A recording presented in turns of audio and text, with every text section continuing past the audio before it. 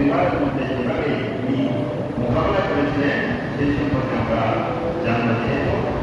অভাব অনটন এটা মুমিনদের জন্য একটা নিয়ামত, চাওয়া দিব।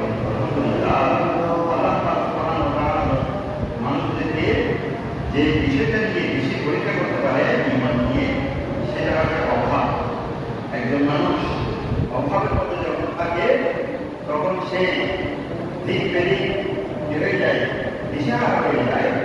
সেই রকম আল্লাহ রাসূল সে যখন দুনিয়াবি পেরেশানির মধ্যে এমনভাবে বিভক্ত হয়ে যায়, আল্লাহ এবং আল্লাহ রাসূল ঈমান কি, তখন ঈমান কি কাজ করবে, ঈমান কি করবে, তখন তার বোধগম্য হয় না। সে দ্বিধার মধ্যে পড়ে যায়, সমস্যার মধ্যে পড়ে যায়।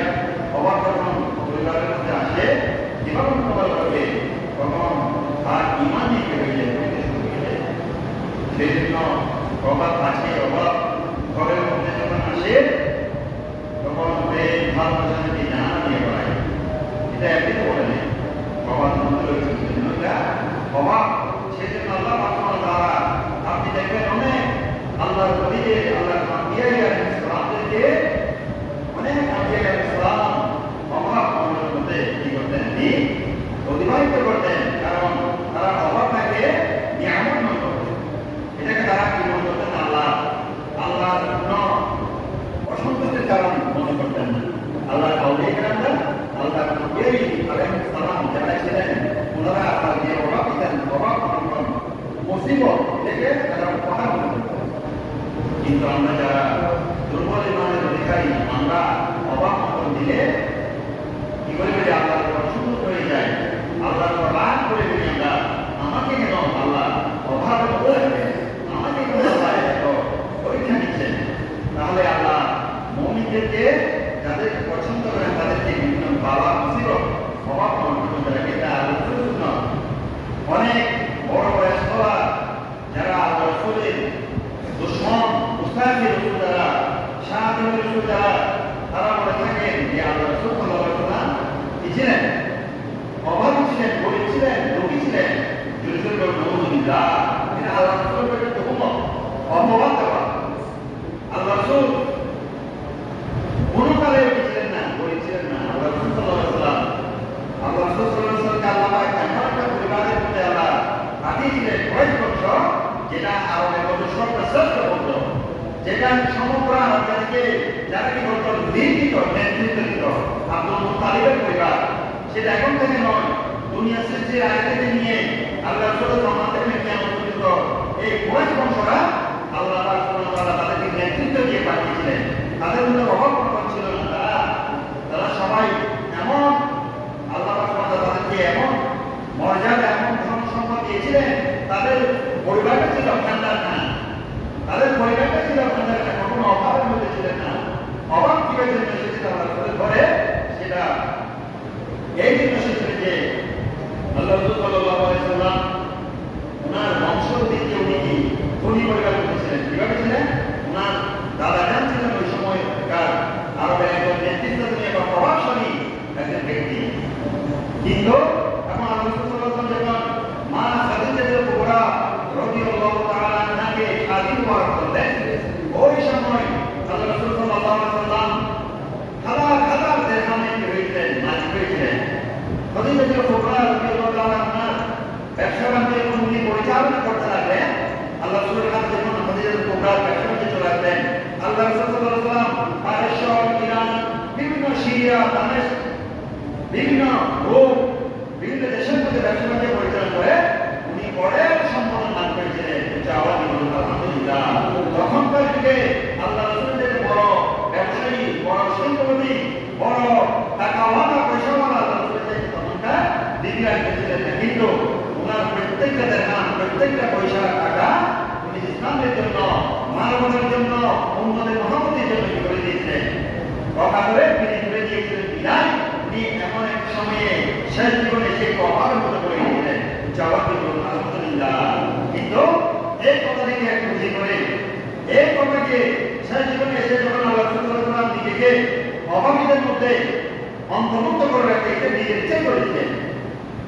আল্লাহ রাসূল বলেছেন, এই বাণী লাগিলাম আমি মুহাম্মদ সাল্লাল্লাহু আলাইহি ওয়াসাল্লাম কখনো ধনীদের খাতারে থাকতে চাই না। আমি আমার যারা গরিব অভাবী উম্মত রয়েছে আমি তাদের অন্তর্ভুক্ত থাকতে চাই। সেই জন্য আমার যত বড় সম্পদ রয়েছে আমি যা কিছু আমার স্ত্রীর কি থেকে ব্যবসা বাণিজ্য থেকে টাকা পয়সা মালিক হয়েছি সব কিছু ইসলামের জন্য উম্মতের জন্য ব্যয় করে দিতে চাই। তো চাওয়াকে বলুন আলহামদুলিল্লাহ। সেই জন্য রাসূলুল্লাহ সাল্লাল্লাহু আলাইহি ওয়াসাল্লাম আর খাদিজাতুল কুবরা রাদিয়াল্লাহু তাআলা আনহা থেকে যা কিছু ব্যবসা বাণিজ্য হিসেবে পেয়েছিলেন সব কিছু ইসলামের জন্য মুমিনদের জন্য উম্মতে মুহাম্মাদের জন্য অকাতরে দিয়ে দিয়েছিলেন। তো চাওয়াকে বলুন আলহামদুলিল্লাহ। সেই জন্য শেষ জীবনে এসে তিনি অভাবে মতো পড়েছিলেন। ওই আপনারা দেশে রয়েছেন 7 দিন খোলা খোলা আগুন জ্বলে নাই, 3 দিন জ্বলে নাই, এরকম অনেক ওয়াজ শুনেছেন না? আর ওদেরকে কি জন্য এগুলোকে আল্লাহ কি বলেছিলেন না উনি ঘটেছিলেন। আর আরবের মধ্যে সবচেয়ে আল্লাহ রসুলের যে কয়জন ধনী ছিল তাদের মধ্যে একজন আল্লাহ রসুল ছিলেন। উনি খাদিজার কোথা থেকে ব্যবসা বাণিজ্যের টাকা পয়সা যা দিল ব্যবসা বাণিজ্য প্রসার করে উনি হাজার হাজার টাকা কাজ করেছিলেন উনি। এবং তারপরে একটা প্রভাবশালী বংশধর ওনার দুনিয়ার আগমন হয়েছিলেন। সুতরাং উনি কখনো বলছিলেন না, কিন্তু উনি ইসলামের জন্য মুমিনদের জন্য উম্মতে মুহাম্মাদের জন্য ব্যয় করতে করতে করতে নির্দিষ্ট হয়ে গেছেন, একেবারে জিরো থেকে শূন্য হয়ে গেছিলেন। এটা উনি পছন্দ করতেন। উনি ওনার হাতের মধ্যে একটা দেড়হাম থাকুক এবং এই দেড়হামটা হাতে নিয়ে পকেটে নিয়ে বিছানার মধ্যে রেখে উনি নামাজ পড়তে যাবেন এটা কখনো পছন্দ করতেন না। সেই জন্য আল্লাহ রাসূল সাল্লাল্লাহু আলাইহি ওয়াসাল্লাম একটা দোয়া করতেন, আল্লাহুম্মা আহিনি মিসকিনান, আর কি আল্লাহুম্মা আহিনি মিসকিনান, আমাকে আপনি মিসকিন করে সারা জীবন দুনিয়ার মধ্যে যতদিন থাকবো আমি রাসূলকে আমার করে যারা সাহাবী হয়েছে যারা মিসকিন সাহাবী হয়েছে তাদের মতো তাদের শাড়ির মধ্যে তাদের খাবারের মধ্যে আমি রাসূলকে অন্তর্ভুক্ত করে দেন। উচ্চারণে বলুন আলহামদুলিল্লাহ। আল্লাহ বলতে হ্যাঁ আল্লাহ আমাকে মিসকিনদের অন্তর্ভুক্ত করে দিন। আমাকে আপনি এমন ভাবে রাখেন যে সবসময় আপনার মতো আপনি মানে কি যার কোনো জায়গা নেই, জমি নেই, টাকা নেই, পয়সা নেই, সবসময় আল্লাহর উপর নির্ভর হয়ে তাদেরকে মিসকিন বলা হয়। হে আল্লাহ আমাকে দুনিয়ার মধ্যে অমুখাপেক্ষী যারা আল্লাহ আপনার মধ্যে অমুখাপেক্ষী রয়েছে আপনাদের চাই না স্বয়ং সম্পূর্ণ টাকা পয়সা দিয়ে ধনদৌলত দিয়ে স্বয়ং সম্পূর্ণ আল্লাহ আপনাদের হাত পাতা নেই এটা অন্তর্ভুক্ত করিয়েন না। আমাকে সবসময় আপনি মিসকিন করে রাখেন, এমন মিসকিন যে মিসকিন সবসময় আপনার দিকে ঝুঁকে থাকে, আপনার দিকে সবসময় হাত তুলে থাকে, এরকম মিসকিনদের অন্তর্ভুক্ত করে দেন। চাওয়া দিন আলহামদুলিল্লাহ। ওয়া আমিনতিনি মিসকিনান, এবং আমাকে মিসকিনের সাথে কি করেন সাহায্য করেন। ওয়া আশরুনি ফি জুমরাতিল মাসাকিন, হে বারিয়ে তাআলা কিয়ামতের ময়দানে আমি রাসূলকে আমার যে সমস্ত গরিব সাহাবীদের একটা তাবু থাকবে, শাড়ি থাকবে, খাতা থাকবে, ওই আমার গরিব সাহাবীদের অন্তর্ভুক্ত করে দিবেন। কিয়ামতের ময়দানে আমি যাবে তাদের সাথে থাকতে পারি, ধনীদের সাথে আমাদেরকে রাখিও না। উচ্চারণে বলুন আলহামদুলিল্লাহ। আল্লাহর নামে মনটা কষ্ট হয়ে যাবে।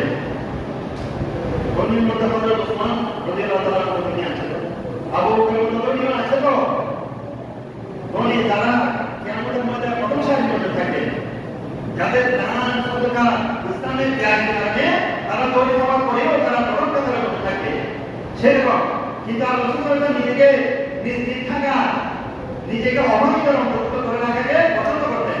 আল্লাহর কাছে বলেন আমাকে সবসময় দুনিয়ার মধ্যে আমার পরীক্ষা সাহাবীদের সাথে রাখবেন, কিয়ামতের ময়দানে পরীক্ষা দেখে থাকবেন, যে কাতারের মধ্যে আমার পরীক্ষা সাহাবীরা থাকবেন, আমার কি থাকবেন অভাবী সাহাবীরা থাকবেন, উম্মতরা থাকবেন, সেই কাতারের মধ্যে আমি রাসূলকে অন্তর্ভুক্ত করে দাও। চাওয়া দিন আলহামদুলিল্লাহ। তাহলে দেখেন আল্লাহ রাসূল সাল্লাল্লাহু আলাইহি ওয়াসাল্লাম অভাবকে পছন্দ করতেন। কি জন্য? যেহেতু তিনি চাইতেন সবসময় যাতে আল্লাহ দিন উনি হয়ে থাকেন, বিভাগে হয়ে থাকেন। সেই জন্য অনেক সময় আল্লাহ রাসূল সাল্লাল্লাহু আলাইহি ওয়াসাল্লাম মসজিদে নববীর মধ্যে নামাজ পড়তে এসে উনি আবার বের হয়ে গেলেন, নামাজের জন্য দাঁড়িয়ে গেলেন, আবার প্রদান করে তিনি বের হয়ে গেলেন, ফজর মুবারক চলে গেলেন, গিয়ে উনি কয়েকদিন পর আবার আসলেন। সাহাবায়ে সবাই কিছু বললেন না। নামাজ শেষ হয়ে গেল, যখন সবাই মুসাফা করলেন আল্লাহ রাসূলের সাথে দেখা করতে লাগলেন, তখন একজন সাহাবী জিজ্ঞেস করলেন, ইয়া রাসূলুল্লাহ আপনি হঠাৎ করে দেখতে পেলাম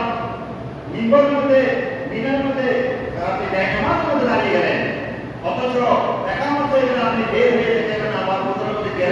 আবার আসলেন এর কি এই কিছুটা বুঝতে পারলাম না, বুঝিয়ে দেন। তখন আল্লাহ রাসূল বললেন, এ আমার সাহাবায়ে আমি নামাজের মধ্যে যখন দাঁড়ানো হঠাৎ করে মনে পড়ে গেল আমার বালিশের নিচে একটা দেড়হাম রয়ে গেছে। আমি আমার বালিশের নিচে একটা দেড়হাম থেকে ওই দেড়হামের দিকে হয়তো আমার একটুখানি হলেও মনোযোগ দিতে পারে যে আমি একটা দেড়হামের মালিক, আমি একটা দেড়হামের মালিক, আমার জিম্মেদারির মধ্যে একটা দেড়হাম রয়েছে। এটা আমাকে আল্লাহ রব্বুল আলামিনের মুহতার থেকে আমাকে বিচ্যুত করে দিয়েছে, আমাকে আল্লাহ স্মরণ থেকে একটু বিচ্যুত করে দিয়েছে। সেই জন্য আমি নামাজ থেকে দৌড়ে গিয়ে আমার ওই দেড়হামটা সদকা করে দিয়ে আসলাম। ওই চাওয়া দিয়ে বলুন আলহামদুলিল্লাহ। তাহলে এটা তো আল্লাহ রাসূলের শান, এটা তো আমরা পারবো না। অর্থাৎ উনি একটা দেড়হামের জিম্মেদারির মধ্যে রয়েছেন, যে সেটাও কি করেছিলেন, সেটাও তার প্রতি আসছে যে যাতে কিঞ্চিত পরিমাণ আল্লাহ রাসূলের স্মরণটা যাতে আল্লাহ রাসূল আল্লাহ থেকে না হয়, বিচ্যুত না হয়, ওই দেড়হামের মধ্যে যাতে না যায়, সেই জন্য উনি একটা দেড়হামও কি বলছে একেবারে দান করে দিয়ে বৃদ্ধ হয়ে একেবারে নিঃস্ব হয়ে উনি মসজিদে নববীতে আসলেন নামাজ পড়ার জন্য, যাতে আল্লাহর দিকে যাওয়ার টেনশনটা বেড়ে যায়, আল্লাহর দিকেই মনোযোগটা বেড়ে যায়। সেই জন্য চাওয়া জীবন আলহামদুলিল্লাহ। সেই জন্য আল্লাহ রাসূল সাল্লাল্লাহু আলাইহি সাল্লাম অনেক সময় অনেকভাবে নিজের সম্পর্কের কথা ফিরিয়ে দিয়ে উনি কি হয়েছেন একেবারে ইতহস্ত হয়ে গেছিলেন। এটা উনি বহন করতে গর্ব করতেন, আল্লাহর প্রতি কোনোদিন অসন্তুষ্ট প্রশ্ন নেই, আল্লাহ আমি সৈয়দুল মুরসালিন, আমি সর্বশ্রেষ্ঠ নবী, আমাকে কেন আপনি কি বলে আমাকে ইতহস্ত করে দিলেন। এটা কোনোদিন মনে মধ্যে আনেন নাই। আমার চোলার মধ্যে কোনো শান্তি পর্যন্ত আগুন জ্বলবে না, আমার স্ত্রীদের চোলার মধ্যে কোনো তিনদিন পর্যন্ত চোলা যাবে না, এটা নিয়ে কোনোদিন কি করেন না, আল্লাহর কাছে অভিযোগ করেন নাই, কোনোদিন স্ত্রীরা কোনোদিন অভিযোগ করেন নাই, হে আল্লাহ রাসূল আপনি সর্বশ্রেষ্ঠ নবী, আপনি সর্বশ্রেষ্ঠ পয়গম্বর, আপনাদের মধ্যে কেন তিনদিন যাওয়ার চোলা চলবে না, কোনোদিন উম্মাহাতুল মুমিনিন রিদওয়ানুল্লাহি তাআলা আলাইহিা কখনো অভিযোগ করেন নাই। জবাব দিলেন আলহামদুলিল্লাহ। সেই জন্য আল্লাহ রাসূল সাল্লাল্লাহু আলাইহি ওয়াসাল্লাম দান করতে করতে এমন ভাবে রিক্তহস্ত হয়ে গেলেন, তিনি বলতে লাগলেন, ওয়ালাকাদ আলা সালিসাতুন ওয়া মালিয়া ওয়া লিবিদালিন ইয়াকুলু সুকাবানি ইল্লা মা ওয়ারাইবিল দালাল। আমার এমন এমন সময় আসলো যে সময়ের মধ্যে আমি রাসূলের ঘরের মধ্যে 3 দিনের উপরে চলা চলতো না, কোনো কিছু চলতো না, কিছু থাকতো না খাওয়ার মতো। এমন সময় আমি এক সময় আমার সাহাবী হযরত বেলাল নিয়ে যখন সফরের মধ্যে বের হতাম, ইসলামের প্রচার প্রসারের জন্য বের হতাম, দাওয়াত নিয়ে বের হতাম, ওই সময় হযরত বেলাল রাদিয়াল্লাহু তাআলা বগলের মধ্যে সামান্য কিছু রুটি, সামান্য কিছু খাবার যেগুলো নিয়ে বের হয়ে ওই খাবারগুলো যারা একটা পড়ি না আমি রাসূলের জিম্মাদার করে থাকবো না, ওই চাওয়ার নিয়ে বলবো না আলহামদুলিল্লাহ। এমন সময় গিয়েছে আমার ঘরের মধ্যে 3 দিনের উপরে চলা চলে নাই, দাওয়াতের জন্য বের হয়ে যেতাম, ইসলামের প্রসারের জন্য বের হয়ে যেতাম সাহাবায়ে নিয়ে, অনেক সময় থেকে যেত সামান্য কিছু খাবার বগলের মধ্যে ব্যাগের মধ্যে নিয়ে বের হয়ে যেত, এগুলো নিয়ে সারা নিয়ে ঘুরতাম, সপ্তাহে সপ্তাহে ঘুরতাম, আর কোনো খাবার আমাদের পকেটে ছিল না, ফোনের মধ্যে ছিল না, পকেটের মধ্যে টাকা ছিল না, এমন এমন অভাবের মধ্যেও আমি খেতেছি, যাওয়া দিল আলহামদুলিল্লাহ। কিন্তু এই অভাবের জন্য আল্লাহ তাআলার মনে অভিযোগ করেন, আল্লাহ আপনি আমাকে যেভাবে রেখেছেন আমি আলহামদুলিল্লাহ অনেক ভালো আছি, এবার ভালো লাগতে পারবে, জবাব দিব আলহামদুলিল্লাহ।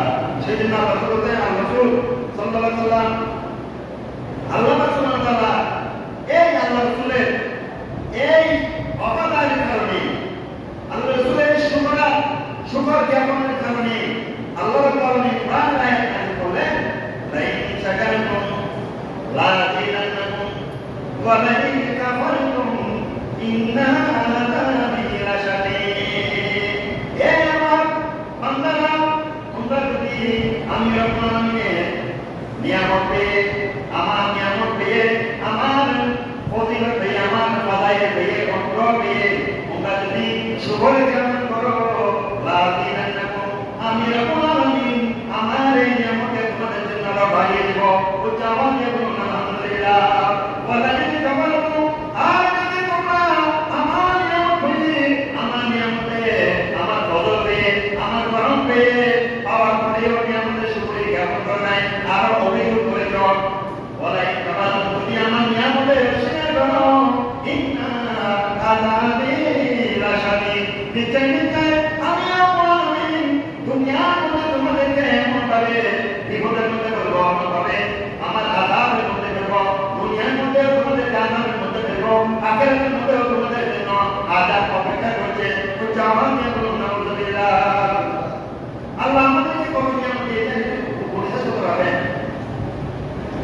জিজ্ঞেস করতে পারবেন আল্লাহ আমাকে আপনাকে কতটুকু নিয়ামত দিয়েছে, এটা আপনি কিভাবে চিন্তা করবেন? কিভাবে চিন্তা করবেন? আপনি যেখানে এখন বসে আছেন, মসজিদে এসে শুনছেন, কথা শুনছেন, বসে আছেন সুন্দরভাবে, এটা পা বিছিয়ে, এটা পাওয়া নিয়ামত, এটা কিভাবে অস্বীকার করবে? আমার আপনার অনেক ভাই, আমার আপনার অনেক মুসলমান ভাই আছে, ঘরের মধ্যে রূপে সুখে কাটাচ্ছে, বিছানার মধ্যে মসজিদ আসতে কাটছে, পারতেছে না। আল্লাহ তাকে সুযোগ দেয় নাই, অসুস্থতার মধ্যে ভুগছে। আমাকে আল্লাহ, আপনাকে আল্লাহ কত নিয়ামত দিয়েছেন। আমরা দুই পায়ে হেঁটে হেঁটে মসজিদ আসলাম নামাজ পড়ার জন্য। দুই চোখে আপনি আমাকে দেখছেন, দুইটা নাকের ছিদ্র দিয়ে আপনি অসংখ্য অগণিত অক্সিজেন টানছেন, ছাড়ছেন, শুনছেন, কান দিয়ে কথা বলতে পারছেন। এগুলো সব নিয়ামত। এই নিয়ামতগুলো পেয়ে যদি আপনি শুকরিয়া না করেন, শুধু টাকা পয়সা হওয়া এটা নিয়ামত নয়, কোটি কোটি টাকা মালিক হওয়া নিয়ামত নয়, গাড়ি বাড়ি ব্যাংক সব এগুলো নিয়ামত নয়, এগুলো হচ্ছে রহমত, এগুলো আল্লাহ ফজল করম, এগুলো আপনাকে দয়া করেছেন আল্লাহ। কিন্তু আপনি সুস্থ আছেন এখন, এর থেকে বড় নিয়ামত আল্লাহ করছেন না, কোনো নিয়ামত হতে পারে না। এমন এমন কোটি কোটি আপনি লাখপতি দেখবেন, কিন্তু টাকা খাওয়ার মতো তার নাই, শরীর নাই, সামনে খাবার অর্ডার খাবার খেতে পারে না, কোটি কোটি। কি জন্য? তা আমাকে আপনাকে দিয়েছেন আল্লাহ, একটা নিয়ামত দিয়েছেন, একটা সুস্থ শরীর দিয়েছেন, সেটা অনেক বড় নিয়ম। এটা এই নিয়ামতের শুকরিয়া আদায় করে শেষ করতে পারবেন না। আপনি এমন ওষুধ করে আইসিইউর মধ্যে যখন রাখেন আমাদেরকে, যখন 1 ঘন্টা 2 ঘন্টা 24 ঘন্টা রাখার পর লাখ লাখ টাকা যখন অক্সিজেনের বিল উঠে যায় আইসিইউর মধ্যে, তখন বুঝতে পারবেন 50 সেকেন্ডের মধ্যে কত কোটি টাকা অক্সিজেন আমাদের নাকে দিয়ে দিচ্ছে। আল্লাহ কত বড় নিয়ামত আমাদেরকে দিয়েছেন, জবাব দিবেন আলহামদুলিল্লাহ। সেজন্য আল্লাহ লাইক সাকাল তোমরা আমার নিয়ামত পেয়ে যদি শুকরিয়া জ্ঞাপন করো, লা আযীদান লাকুম, অবশ্যই আমি তোমাদেরকে আমার নিয়ামত আরো বাড়িয়ে দেব।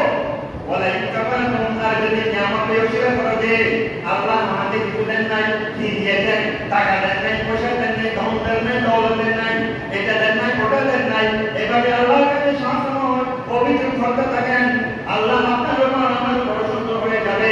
আপনি যে অবস্থার মধ্যে আছেন, আরো আল্লাহ আপনাকে আরো নিম্নগামী করে দিবেন, আরো অবস্থা খারাপ করে দেবেন। দুনিয়ার মধ্যে আপনি নিজের ক্ষতিগ্রস্তের মধ্যে থাকবেন, আখেরাতের মধ্যে ক্ষতিগ্রস্তের মধ্যে থাকবেন। যাওয়ার জন্য আলহামদুলিল্লাহ। সেজন্য আল্লাহ রাব্বুল আলামিন কোরআনের মধ্যে বলেন, সূরা আলে ইমরানের 196 নং আয়াতের মধ্যে বলছেন, লা ইয়াকুন্নাকা তাকাল্লুবুল লাযিনা কাফারু ফিল বিলাদ মাতাউন কলিলুন সুম্মা মাআহুম জাহান্নাম।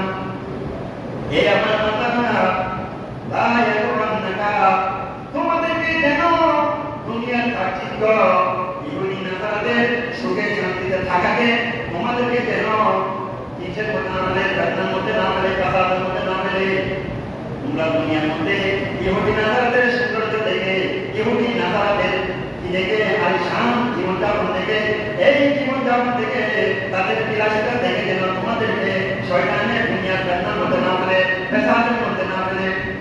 ये আর কি টাকার লোকতা থেকে কামার পাবো, যারা আমি রব্বুল আলামিন অস্বীকার করে, আমি রব্বুল আলামিনকে কুফর করে, তাদের জীবন যাত্রা দেখে, তাদের চলা চরিত্র দেখে, তাদের টাকা পয়সা যেন তোমাদেরকে বিপদের মধ্যে না ফেলে, পরীক্ষার মধ্যে না ফেলে, মাতা কর্মীন, আমি রব্বুল আলামিন তাদেরকে সামনে ভোগ করার জন্য সুযোগ দিয়েছি, সামনে আর কি সুম্মা মাওয়াহুম জাহান্নাম, ও দিলে তাদেরকে জাহান্নামে নিয়ে যাওয়ার জন্য আমি রব্বুল আলামিন সাত জাহান্নাম প্রস্তুত করে রেখেছি।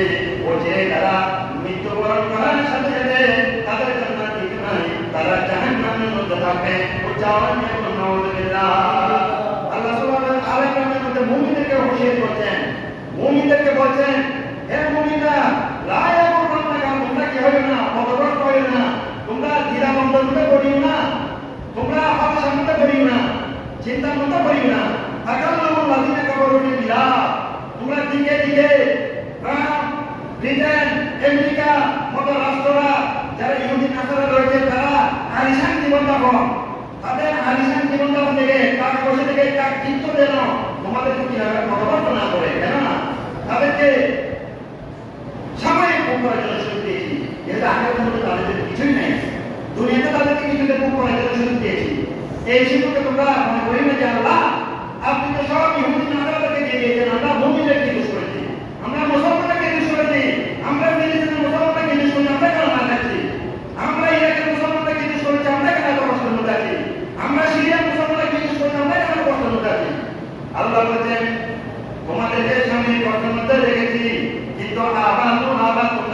জান্নাতের সুখ শান্তির মধ্যে থাকবে।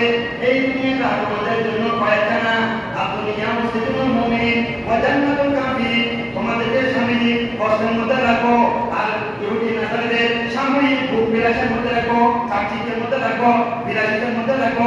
নারী গাড়ি বাড়ি নিয়ে তারা বিলাসিতা করবে দুনিয়ার মধ্যে, কিন্তু তোমরা ওই দিকে তাকিও না, ওই দিকে তোমরা খেয়াল করি না। তোমরা সব সময় আমি রব্বুল দিকে তাকাও, মোহাম্মদ আসলে দেখো, তোমরা সব সময় মোকামি থাকো, উপরের দিকে তাকিও না তাদের দিকে। তোমরা যদি সাময়িক জীবন এমন ভাবে কাটিয়ে যদি আখিরাতের মধ্যে আসতে পারো, তাহলে তোমাদের জন্য দুনিয়ার থেকে হাজার হাজার কোটি গুণ বেশি নিয়ামত তোমাদের জন্য খবরের মধ্যে রেখেছি। ওই যাওয়ার কেমন আলহামদুলিল্লাহ। কাফেরের দিকে তুমি তাকিয়ে না, রামের দিকে তাকিয়ে তুমি, ইলন মাস্কের দিকে তাকিয়ে না, মার্ক জুকারবার্গের দিকে তাকিয়ে না। বড় বড় যারা ওরা পৃথিবী কিনতে পারবে এরকম ধনপতি কোটিপতি তাকিয়ে না। তোমরা হযরত আলীর দিকে তাকাও, হযরত আবু বকরের দিকে তাকাও, উসমানের দিকে তাকাও। বড় বড় যারা রাসূলের সাহাবীরা রয়েছে তাদের জীবনটা মুক্ত ছিল। তারা তো পৃথিবী বিখ্যাত ছিল, কোটিপতি ছিল, তারাও পৃথিবী বিখ্যাত ধনপতি কোটিপতি ছিল, কিন্তু তারা তাদের ধন সম্পদ কেমন ভাবে অর্জন করে আল্লাহর জন্য রাসূলের জন্য ফিরিয়ে দিয়েছিলেন। আল্লাহ তাদের ধন সম্পদ কবুল করে দিলেন, তাদের ওই কোটিপতি হওয়াটা আল্লাহ কবুল করে দিলেন, যার কারণে তারা আখিরাত দুনিয়ার মধ্যে বাদশাহী করেছেন, আখিরাতের মধ্যে তারা বাদশাহী করবে। জবাব দিব আলহামদুলিল্লাহ। সুতরাং আমার টপিক ছিল, আমার মূল পয়েন্ট ছিল যে অভাবের মধ্যে থাকলে আপনি কোনোদিন অসন্তুষ্ট হবেন না। অভাব এটা মুমিনদের জন্য নিয়ামত স্বরূপ। জবাব দিব আলহামদুলিল্লাহ। আরে বাবা, আমরা তো অভাবের মধ্যে বললে আবার অসন্তুষ্ট হয়ে যায়। আমি তো বলছি কিছুক্ষণ আগেও আল্লাহ রাসূল নিজেই অভাবকে ডেকে আনতেন। এই জন্য ওনার কাছে যদি কিছু থাকতো উনি অভাবের দিয়ে দান করে দিয়ে সৎকার করে দিয়ে উনি অভাবকে কি করতেন, আদি করতেন, যাতে আল্লাহর কথা আল্লাহর কথা সবসময় মনে থাকে, আল্লাহর থেকে স্মরণটাতে বিচ্ছিন্ন না হয়, সেজন্য উনি সবসময় অভাবকে টেনে দিতেন। যা ছিল তা দান করে দিতেন, অভাবকে আলিঙ্গন করতেন।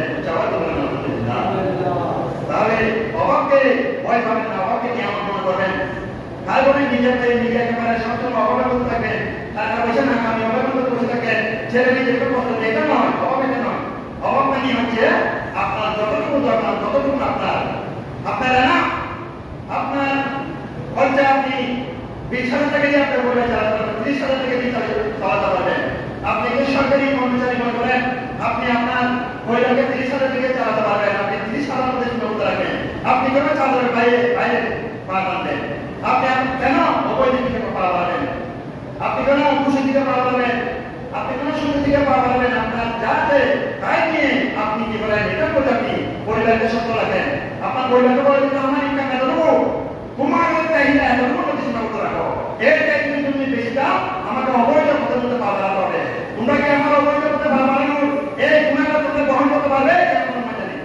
আমি তো অবৈধ পথে আমার 30,000 বেতন, আমি যদি তুমি যদি আমাকে চাপ দাও, প্রেশার দাও, সম্মানের জন্য, শান্তির জন্য, এটার জন্য, ওইটার জন্য, আমাকে অবৈধ পথে পা বাড়াতে হবে। সুতরাং আমার দুনিয়ার মধ্যে যে পাপ হবে, সেটা আখেরাতের মধ্যে যে পাপ হবে, এই পাপে বোঝা তোমরা কি গ্রহণ করতে পারবে? জিজ্ঞেস করবে। যদি বলে পারে তাহলে আপনি পাবেন, যদি বলতে না আমরা কেন ওনার কথা নিব, তাহলে তাহলে এত কষ্ট। যে কথাটা মহাত্মা মুমিনদেরকে আল্লাহ রাসূল বলেছেন, কি বলছেন দেখেন এখানে কি বলছেন। আল্লাহ রাব্বুল আলামিন সূরা ইসরার মধ্যে বলছেন, ইয়া আইয়ুহান নাবিয়্যু, হে আমার নবী, হে আল্লাহর নবী, কি বলছেন, কুল লি আজওয়াজিকা, আপনি আপনার স্ত্রীদেরকে বলে দিন, ইন কুনতুম তুরিদিনা হায়াতাদ দুনিয়া ওয়া যিনাতাহা, হে আমার উম্মাহাতুল মুমিনিনা, হে আমার আজওয়াজুল মুতাহহারা, তোমরা যদি হে আমার স্ত্রীগণ, তোমরা যদি দুনিয়া চাও, আমি রাসূলের কাছে দুনিয়া চাও, আমি তোমাদেরকে আল্লাহর কাছে গোটা দুনিয়া দিয়ে দেব, আমার থেকে তোমাদেরকে বিদায় করে দেব। অর্থাৎ তোমরা যদি আমার কাছে দুনিয়া চাও, হে আল্লাহর রাসূল, অমুক সাহাবী স্ত্রীরা এভাবে চলে, অমুক সাহাবী স্ত্রীরা এভাবে পোশাক পরে, অমুক সাহাবী কত সুন্দর গায়, অমুকরা কত সুন্দর করে খাবার খায়, আমাদের ঘরের মধ্যে ছোঁয়া যাবে না, আমরা সুন্দর খাবার করতে পারি না, আমাদেরকে এটা দেয় ওইটা দেয়, স্বর্ণ দেয়, দিরহাম দেয়, এভাবে যদি দুনিয়া চাও, তোমাদেরকে আমি দুনিয়া দেবো, একসঙ্গে দুনিয়া দেবো। আল্লাহর কাছ থেকে বলে তোমাদেরকে দুনিয়া দেবো, টাকা দিব, পয়সা দিব, দম দিব, দৌলত দিব, সব কিছু দিয়ে পরিপূর্ণ করে দিব, আমার জন্য তোমাদেরকে বিদায় করে দিব। আমার কাছে থাকলে বলে তোমরা আখেরাত পাবে, দুনিয়া পাবে না। দুনিয়া দিতে চাও, দুনিয়া দিব, আমাদেরকে কি করে দিব, বিদায় করে দিব। তোমরা একটা সত্যতা মানো, বলছেন তোমাদের শুনছিলাম পরিবেশের কথা বলো, তোমরা যদি আমার কাছে টাকা পয়সা জমা করে চাও আমি দিব একসাথে, পরিবার থেকে তোমরা কথা দাও যে এগুলো দিয়ে তোমাদেরকে বিদায় করে দিব, আমার স্ত্রী হিসেবে আর কোনোদিন কি দিব না, স্বীকৃতি দিব না, কারণ আমি রসুলের সাথে থাকলে তোমরা দুনিয়া পাবে না, তোমরা আখিরাত পাবে। তোমাদের থেকে গোলাম বিশ্ব, তোমাদের থেকে পরিবারের থেকে শিখবে, স্বামী স্ত্রীর দায়িত্ব শিখবে, তোমাদের থেকে সব কিছু দুনিয়ার মানুষের শিখবে তোমাদের থেকে। সুতরাং তোমরা যদি আমার কাছে থাকতে চাও, আমি যেভাবে দুনিয়ার প্রতি কি অঙ্গবিধি, আমি আর দুনিয়ার মুখাবিধি নয়, আমি আল্লাহ মুখাবিধি তোমাদের যেভাবে হবে। তোমরা যদি দুনিয়া যাও দুনিয়া দিবা, কোনো সমস্যা নেই, কিন্তু আমার কাছ থেকে তোমাদের চলে যেতে হবে। فَبَعَلَيْنَا أُمَتِّعُكُنَّ وَأُسَرِّحُكُنَّ سَرَحًا جَمِيلًا وَإِن كُنتُنَّ تُرِدْنَ اللَّهَ وَرَسُولَهُ। আর তোমরা যদি আমি রাসূলকে চাও, আল্লাহকে চাও, আর কি ওয়াল আখিরাতে চাও, ফাইন্না আল্লাহা আ'তাল মুহসিনাতি মিনকুন্না আজরান আযীমা। আল্লাহ আমি তোমাদের জন্য কিয়ামতের ময়দানে আখিরাতের ময়দানে অসংখ্য নিয়ামত রেখেছেন, জান্নাত রেখেছেন, নিয়ামত রেখেছেন, মহা পুরস্কার রেখেছেন। উচ্চারণ করুন আলহামদুলিল্লাহ। আমরা কোনদিন বলেছি আমাদের স্ত্রীকে, আমরা যারা সরকারি চাকরি করি, আজকে সরকারি চাকরি না যে কোনো চাকরি বলেন, যারা অবৈধ কথা পাবে তারা কি জন্য পাবে জানেন? পরিবারের ভরণ পোষণ করার জন্য, পরিবারের স্ত্রী পুত্র সন্তানের চাহিদা পূরণ করার জন্য তারা অবৈধ কথা কি করে পায়। আজকে যদি স্ত্রী বলতো, হে আমার প্রাণের স্বামী আপনি চাকরি করেন, কত টাকা ইনকাম করেন, আপনি বলেন 30,000 টাকা, বলছেন যে আজ থেকে আমি সিদ্ধান্ত নিলাম আমার ঘরের যতগুলো চাহিদা রয়েছে সব কিছু চাহিদা আমি 30,000 টাকার মধ্যে সীমাবদ্ধ রাখবো। উচ্চারণ করুন আলহামদুলিল্লাহ। আপনার সেই জন্য কোনোদিন আর অবৈধ কথা ভাবা না। আপনি স্ত্রী যদি কোনোদিন বলেন আপনার স্বামীকে আপনি 5,000 টাকা কামান, 20,000 টাকা, আজকে থেকে আমার ঘরের যাবতীয় চাহিদা, যাবতীয় ঘর করার, বাড়ি করার, সন্তানের লেখাপড়া করার সব কিছু আমি এই 20,000 টাকার মধ্যে 15,000 টাকার মধ্যে আমি সীমাবদ্ধ করে দিলাম, আপনার 1,000 টাকা আমার ভবিষ্যতের জন্য রাখলাম। যাওয়ার জন্য আলহামদুলিল্লাহ। সেই স্ত্রী স্বামী কোনোদিন অবৈধ কথা পাবে না। আর যে স্ত্রী স্বামীকে বলবে আমার 30,000 টাকা আমি কাপড়ে অমুক বাড়িতে আমার পাশের ঘরের মধ্যে অমুক ভাবিকে আজকে ঈদের মধ্যে 30,000 টাকা দিয়ে জামদানি শাড়ি 30,000 টাকা দিয়ে এমন শাড়ি কিনে দিয়েছে, আমাকে এটাকে নিতে হবে, স্বর্ণকে নিতে হবে, চাঁদিকে নিতে হবে। এভাবে আল্লাহর কাছে স্বামীর কাছে যদি আপনি যদি বিভিন্ন জিনিসের জন্য বায়না ধরেন, আপনার স্বামী নিরুপায় হয়ে অবৈধ পথে খুন করতে রাজি হবে, কাটাবাড়ি করতে হবে, সম্মত হবে, কি হবে, খুন খারাপি করবে, রাহাজানি করবে, এগুলোর মধ্যে পা বাড়াবে। আপনি স্ত্রী তো আপনার স্বামী কি করছেন? অবৈধ পথের মধ্যে পা বাড়ানোর জন্য আপনি কি করছেন? আপনার স্বামীকে বাধ্য করছেন। আল্লাহ রাসূল বলে দিয়েছেন, হে আমার প্রাণের স্ত্রীরা, তোমরা যদি আমার কাছে বেশি চাও আমি তোমাদের দিতে পারবো না। দুনিয়া চাকরি যদি চাও আল্লাহর কাছে যদি দিতে পারবো, কিন্তু তোমরা আমাদের থেকে লড়াই দিতে হবে, তালাক দিয়ে দেবো, তোমাদের তালাক দিয়ে তোমরা দুনিয়াকে পরিপূর্ণ করে দেবো, আখিরাত পাবে না। সুতরাং আমরা স্ত্রীরা যারা আমরা রয়েছি, আপনার স্বামীরা স্ত্রীদেরকে বলতে হবে আমার সীমিত আয় এতটুকুর মধ্যে তোমার চাহিদা কিরকম সীমাবদ্ধ রাখো, এর চাইতে বেশি যাবে আমাকে অবৈধতা বাড়াতে হবে, খুন করতে হবে, রাহাজানি করতে হবে, যে কি করতে হবে, কিডন্যাপ করতে হবে, আমাদেরকে মানুষকে কিডন্যাপ করতে হবে, মানুষকে এভাবে বিভিন্ন রাহাজানি করে আমাকে টাকা কামাতে হবে। আর আমি সরকারি অনুমোদিত হই, আমাকে যদি সুযোগ থাকে আমি বিভিন্ন আমার অবৈধ আমি বাড়িয়ে আমি টাকা কামানোর জন্য চিন্তা করতে হবে। এগুলোর জন্য তোমাদেরকে আমার পাপের বোঝা যদি তোমরা বহন করে আমি যাবো। সুতরাং স্ত্রীদেরকে বলে দিবেন এতগুলোর মধ্যে সীমাবদ্ধ রাখা, তাহলে এর মধ্যে যদি অভাব আসেও আপনি যদি আল্লাহর কাছে যদি আপনার আল্লাহর কাছে চান, আল্লাহ আমাকে আমি যা টাকা ইনকাম করেছি আমার এই টাকার মধ্যে আপনি বরকত দেন, আল্লাহ সুবহানাহু অবশ্যই আপনার সেই টাকার মধ্যে বরকত দান করবেন। উচ্চারণ করুন আলহামদুলিল্লাহ। সুতরাং বেশি বলতে পারবেন না, এতটুকু বলতে চাচ্ছি, অভাব আসতে করে আল্লাহর কাছে কিছু করবেন না। অভাব এটা মুমিনদের জন্য নিয়ামত, আল্লাহ নবীদের জন্য নিয়ামত। এগুলা কোন নবীরা দেখবেন যে একেবারে হাজার হাজার কোটি টাকা মারিছিলেন। ইন্নাল আম্বিয়া সালাম লা ইওয়ারিসু দিনার ওয়া দিরহামান, নবীরা কোনদিন জামাসহ কোনো টাকা পয়সা কিছুই রেখে যান না, দিন তহতে খবর খালি করে তুলে রেখে যেতেন। তারা শুধু দুনিয়ার মধ্যে রেখে যেতেন একটা জিনিস, এলম, কোরআনের এলম, তাওরাতের এলম, ইনজিলের এলম, আল্লাহর আসমানি গ্রন্থের যে এলম ওনাদের সিনা মোবারক করে আল্লাহ দিয়েছেন, সেই এলমগুলো রেখে যেতেন, দুনিয়ার কোনো টাকা পয়সা রেখে যেতেন না। উচ্চারণ করুন আলহামদুলিল্লাহ। শেষ কথা এটুকু যে অভাব অন্তরের মধ্যে কোনদিন মন খারাপ করবেন না, আল্লাহর কাছে সাহায্য চাইবেন, নামাজ পড়বেন, আল্লাহর কাছে সাহায্য চাইবেন, দোয়া করবেন, আল্লাহ আপনার সেই অভাব করে দিয়ে আপনি কতটুকু টাকা দিয়ে চলতে পারবেন